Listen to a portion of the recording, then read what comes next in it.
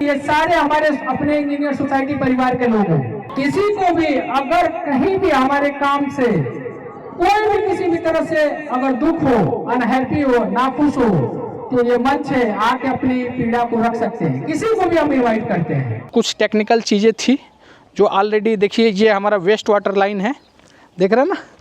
और ये देखिए एक और ऑलरेडी आप लोगों ने देखा होगा, इसमें वीडियो में भी दिख जाएगा कि 5 लाइन डला हुआ है। और अभी देखिए ये 5 के बाद ये 6ठी लाइन है, और ये देखिए यहाँ पे ऑलरेडी ये 7वीं लाइन है।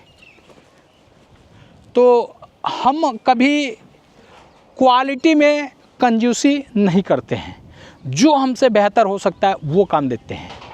कहते हैं ना साथियों कि जो इंसान, आप लोग भी सुनते होंगे, हमारे पिताजी बोलते हैं कि जो इंसान जितना ही कंजूस होता है उसके पास पैसा उतना ही नहीं आता है, जो इंसान जितना ही खर्चीला होता है उसके पास पैसा उतना ही आता है। भाई आप खुल के खर्च करेंगे, खुल के अच्छा काम करेंगे तो ऑटोमेटिक आपके भी साथ अच्छा ही होगा, बेहतर ही होगा। ये देख रहे हैं ना किस तरह का निर्माण कर रहे हैं।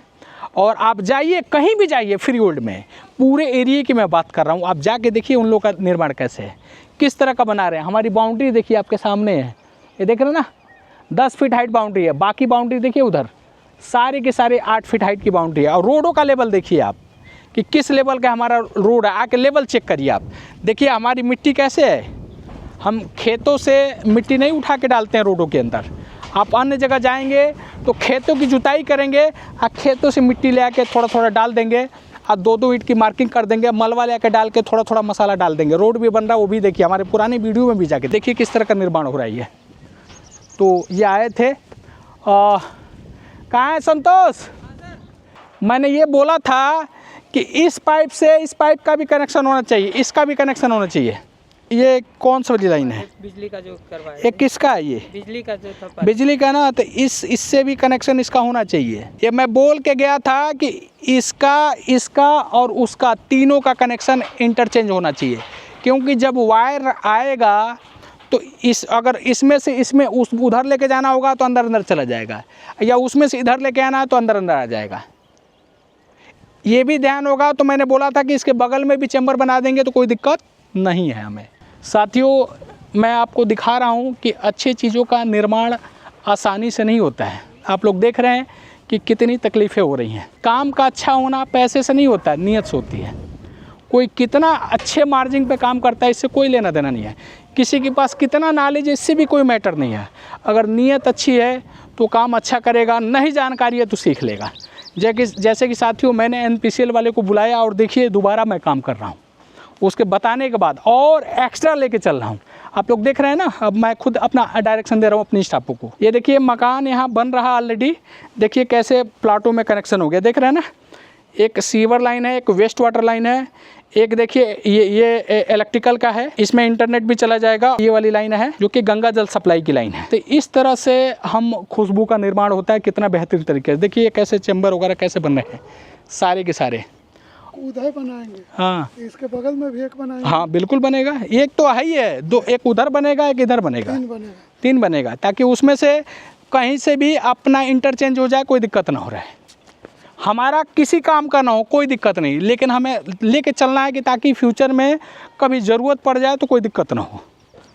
ठीक है ना। वायर इधर से लेके उधर भी जा सकते हैं, उधर से लेके इधर भी आ सकते हैं। अच्छे कामों में तकलीफ़ होती है, अगर कंप्रोमाइज़ कर लेंगे तो तकलीफ़ नहीं होगी, लेकिन खुशबू नहीं आएगी। आप जानते हैं ना कि खुशबू का निर्माण कैसे होता है। एक माली टनों टन, वो कहते हैं ना कि फूल लेके आता है। आप लोग जाइएगा यूट्यूब पे देखिएगा कि इत्र यानी खुशबू का निर्माण कैसे होता है। टनों टन फूल, पहले तो फूल के लिए खेती होती है, खेती में परिश्रम होता है, फिर फूल उगता है, फिर फूल की चुनाई होती है, फिर उसको हांडे में ले आके रखा जाता है, उसको बॉइल्ड किया जाता है, पानी डाल के बॉइल्ड किया जाता है, आप जाके देखिएगा। और तालाब से ऐसे पानी में जाता है, ऐसे पानी में जाता है। इस वीडियो में थोड़ा क्लिप डलवा देना कि कैसे फूल का इत्र का खुशबू का निर्माण होता है। देखिए बड़े तकलीफ़ से होता है। टनों टन घड़े में भरा जाता है, वो फूल भरा जाता है, फिर गर्म किया जाता है, तो उसमें से पानी उसमें से वाष्प बन के निकलता है इत्र, फिर बाद में पानी में जाता है, ठंडा होता है। तो कम से कम हमको लगा टनों टन फूल जब वाष्पीकरण मतलब बनता है तो बहुत ज़्यादा 100 ग्राम, 150 ग्राम या 200 ग्राम या 250 ग्राम इत्र का निर्माण होता है। तो वही चीज़ है कि अच्छा बनाने में बहुत तकलीफ़ें होती हैं, लेकिन खुशबूदार होता है, सुगंध आता है। घुसते ही आपको पता चलेगा कि ये जो साइड मैं बना रहा हूँ, हम हमेशा कहते हैं कि जो हमारी पहली साइड है उससे मैंने दूसरा सोचा कि इससे अच्छा कैसे करें, दूसरे से तीसरे का मैंने सोचा कि उससे अच्छा कैसे करें। हर बार मैं सोचता हूँ कि अपनी सोसाइटी को कैसे बेहतर से बेहतर मैं बना सकूँ। 5 है, कश्मीर लिया जा रहा है, 8 चैम्बर यहाँ से जा रहा है कनेक्शन। हाँ फिर इधर का कनेक्शन उस कार्बन वाले टोटल हो जा रहा है। चलो क्या करना, डाल दो, कोई बात नहीं, पाइप ही डलेगा ना, थोड़ा सा और खर्चा ही पड़ेगा अपना। डाल के ख़त्म करो, डाल दो, ख़त्म करो। भाई चंदन भी ठंडा तभी करता है जब उसको घिसा जाता है, हीरा भी तभी चमकता है जब उसको घिसा जाता है। हमें भी पीड़ा हो रही है, हमें भी तकलीफ़ हो रही है, लेकिन कहते हैं ना कि जब मन में सनक हो कि भाई अच्छा करना है तो कोई भी परिस्थिति हो, कोई भी समय हो, वो अच्छा ही करेगा। जैसे मैं कहता हूँ, किसी भी इंसान को ना तो कोई परिस्थिति अनुकूल मिली है, न मिलेगी, न मिलने वाली है।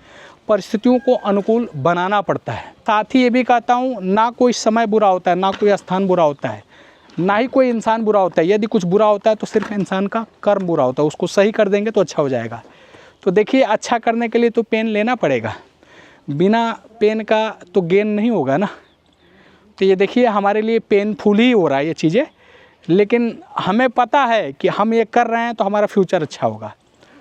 और ठीक इसी प्रकार आप हमारे यहाँ प्लाट ले रहे हैं या दूसरी जगह लेंगे तो डिसीजन आपको करना कि वहाँ फ्यूचर अच्छा होगा कि यहाँ फ्यूचर अच्छा होगा। और इसीलिए मैं कहता हूँ कि सुकून की गारंटी है मेरे यहाँ, तो इस लेवल पे मैं काम कर रहा हूँ। बाकी आइए विजिट करिए, और साथ ही मैं कहता हूँ कि आवासीय प्लाट एवं विला सब जगह देखिए, एक बार मेरे यहाँ भी आके देखिए, फिर उसके बाद डिसीजन लीजिए कि कहाँ लेना चाहिए। और इसीलिए मैं बोलता हूँ ना कि जिस तरह का डेवलपमेंट मैं प्लाटिंग में करके दे रहा हूँ, यहाँ किसी विला वाले में भी नहीं मिलेगा। इसमें भी एक लाइन और डाल देना, ठीक है ना, डाल के ख़त्म करो। अब वहाँ से वहाँ से वहाँ, क्योंकि काश वाली बातें न रह जाए। साथियों, आप लोग भी काश वाली बातें में मत रहिए। बहुत सारे साथी, पहली साइड जब मैं 8,000 रुपया गज बेच रहा था तब लोगों को महंगा लगा, फिर हमने दूसरी साइड 12,000 से स्टार्ट किया तब लोगों को महंगा लगा, तीसरी साइड हमने 13,000 रुपया गज से स्टार्ट हुआ तब लोगों को महंगा लगा। अब मन में आता है कि काश हमने ले लिया होता। हर आदमी, आप भी काश में मत पड़िए। जैसे कि देख रहे हैं ना, डेवलपमेंट में काश में मैं नहीं पढ़ रहा हूँ, जितनी ज़रूरत नहीं है उससे भी ज़्यादा प्रिकॉशन मैं ले रहा हूँ कि ताकि इन फ्यूचर में कभी कोई दिक्कत ना हो। तो फ्यूचर अगर बनाना है, बेहतर करना है, सुगम करना है, सुंदर करना है, तो उसके लिए वर्तमान में अच्छा करना पड़ेगा। आप कहीं भी जाइए तो किसी भी कॉलोनाइजर या बिल्डर का उसका पास्ट प्रोजेक्ट चेक करिए, देखिए कि पहले प्रोजेक्ट में लोग अगर लिए हैं उसकी कॉलोनी में या जो भी बना कर रखा है, देखिए वहाँ पे किस लेवल का डेवलपमेंट है, वहाँ पे लोग प्लाट लेके खुश है कि नहीं। नहीं तो तमाम तरह के ऐसे लुभावने वादे करते हैं और मिट्टी बेच के निकल लेते हैं। आप लोग को भली बात परिचित होंगे, आप लोग, तमाम तरह की दिक्कतें होती हैं। एक प्लाट 3 बार 4 बार भी लोग बेच देते हैं, आपने सुना होगा, तमाम तरह की चीज़ें उगती हुई। तो इसलिए मैं कहता हूँ कि यदि खुशबू में रहना है तो मेरे आइए, बदबू में रहना है तो कहीं और जाइए। ये जो मैं बोल रहा हूँ सही है गलत है, आप हमारे यहाँ सोसाइटी में आइए, लोगों से मिलिए, घर घर घूमिए। कोई भी सिंगल फैमिली हमारे यहाँ अनहैप्पी मिले, दुखी मिले, ढूंढ के लाइए, 50 गज का प्लाट फ्री में लेके जाइए। और देखिए साथियों, यहीं पे लगभग आपको दिख रहा है 1.5 करोड़ से नीचे 2 BHK फ्लैट नहीं है। और साथियों, यहाँ पे ऑलरेडी 3 तरह के प्लाट्स हैं। पहला अथॉरिटी का जो प्लाटिंग करके बेचा है, दूसरा किसान कोटे का प्लाट है, तीसरा ये फ्री होल्ड है। तो देखिए, अथॉरिटी का प्लाट जो होता है ऑर्गेनाइज सेक्टर है, साथियों फ्री होल्ड अनऑर्गेनाइज सेक्टर है। लेकिन अनऑर्गेनाइज में जिस तरह से ऑर्गेनाइज करके मैं दे रहा हूँ, उम्मीद है साथियों आप खुद भी ढूंढेंगे तो अथॉरिटी में भी इस तरह का प्लाट नहीं मिलेगा डेवलप। मैं रिक्वेस्ट करूंगा कि मेरे बारे में अगर जानकारी लेना है तो मेरा पहला प्रोजेक्ट देखिए, दूसरा देखिए, फिर तीसरा पे हम हैं। अगर अच्छा लगता है तो ही आप लीजिए मेरे यहाँ प्लाट। इन्हीं शब्दों के साथ नमस्कार, जय हिंद, धन्यवाद।